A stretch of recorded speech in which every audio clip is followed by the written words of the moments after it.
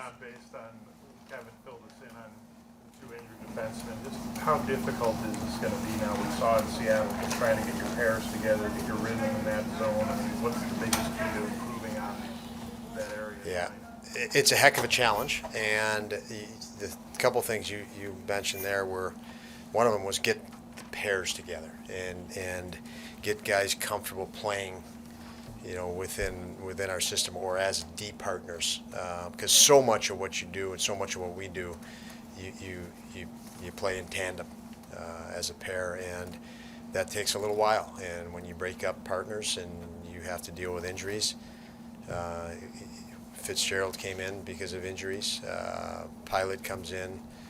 We've recalled Clegg for that purpose.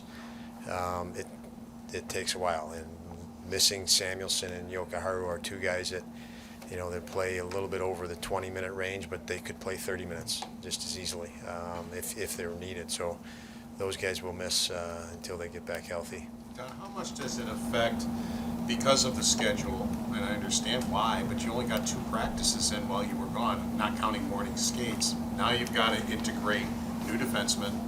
You've got to, a lot of things as a coach, you want to get on the ice, but how much did only getting 2 practices in the whole time you were out there affect you guys? Yeah, it's a challenge, and again, when you think of integrating new defensemen and those guys' ability to play as a pair, we've known Samuelson and Yokoharu have just meant so much to helping the overall and the depth. So now you lose them.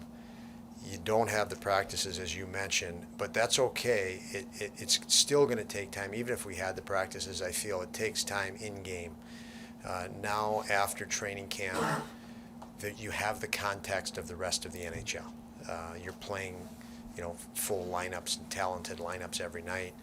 You can take that film, as we did this morning with those pairs of defensemen, and talk to them about areas that they can improve and enhance their play together. And it's just a process that you can't, you can't shortcut. I mean, there's no shortcut to that process. So I am confident these guys are capable, and I don't think it's going to take long for them to get better. I think they'll be better, today than they were the other day, just by virtue of having that, game film and time to decompress and talk about it. Kind of what Paul just talked about, how much of this morning was a little more like a practice than a normal morning skate, simply because you haven't had a lot of practice time. This morning skate was different in the sense of we came back 3 time zones yesterday. It was a full travel day yesterday. We sat on a plane till 4:30 in the afternoon Eastern time, so they didn't get a workout in.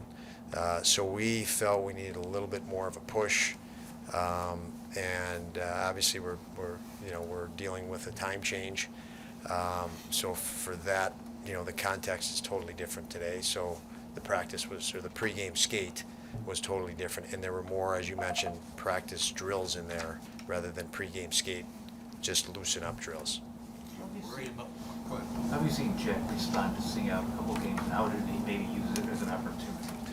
Yeah, well, on sitting out, we've talked to all our guys this morning, and everybody wants to create drama and, oh my God, a healthy scratch, and we have 23 players in 82 games, and our forwards are healthy right now. Our defense is not, and because our forward group is healthy, we're going to have a rotation. It's not going to be you're a healthy scratch and you're not good enough and you screwed up last game, and we're healthy, and somebody's got to sit out. And so we've done a rotation. Krebs sat out too, as we're talking about Quinn now, who sat out too. We brought it to his attention that that's the case. You can step back out of the pressure and observe your teammates. You can observe our system. You can observe those sorts of things that, when you're in the heat of the moment, you can't. You can't see the forest or the trees from the forest. And Quinner took that couple games that he sat out. I thought he came back re-energized and even better than he left the lineup, and that's important. And we feel comfortable that that's going to happen with each guy, as long as we approach it right from the organization standpoint. Is Asplund the guy today? He is. Yep. Don, how do you best evaluate? Heck of a read by you, Paul. By the way, astute. We tried to hide it from you. can't hide it. Paul Hamilton. How do you Very good. how do you evaluate who's ready to take on those added minutes on the defensive side of things? I think we are evaluating it, I guess probably would be the best way to say it, Joe. It's you're going to watch, you're going to see who's feeling it, it's so much. These guys play at such an elite level, that every night you're walking into an unknown for both teams. It's like how high, how much energy is each team going to have? How much dialed in are they going to, have their mojo, their A game?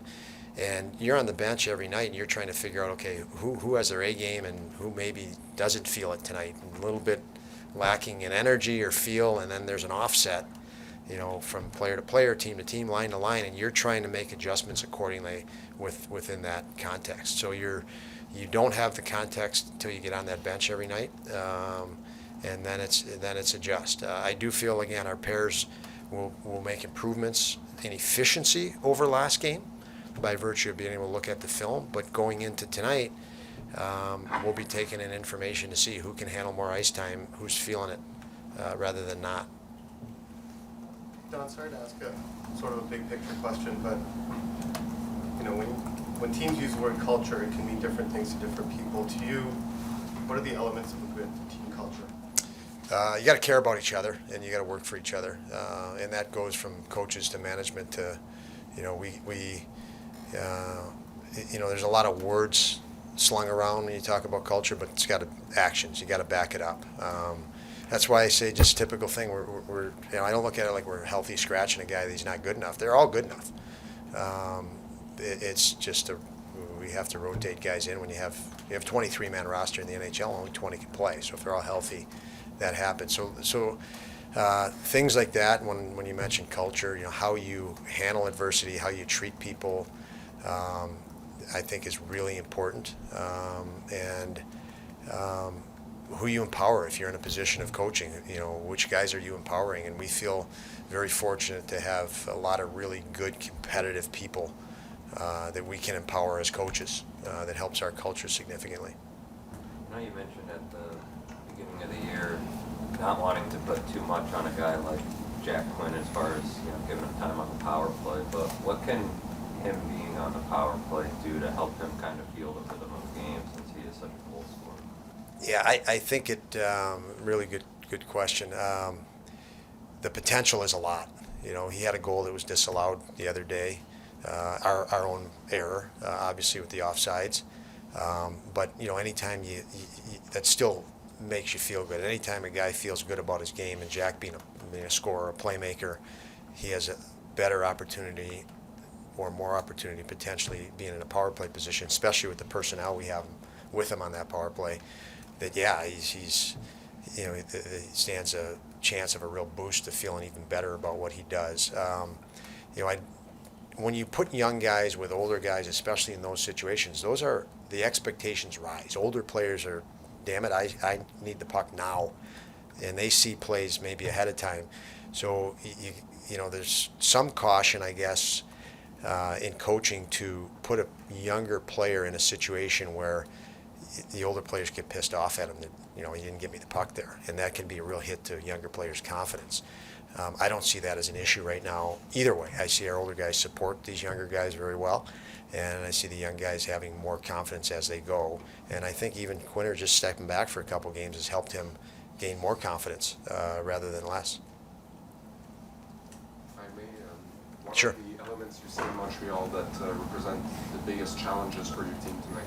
Speed, skill. I mean, you look at that forward group all the way down the lines, there is skill. And there is skill you have to respect. Obviously, watching them, they're very well coached. They play with energy. They play with passion. They're a team that demands your respect and attention, and we certainly need that tonight. Thank you. Yeah. Thank you.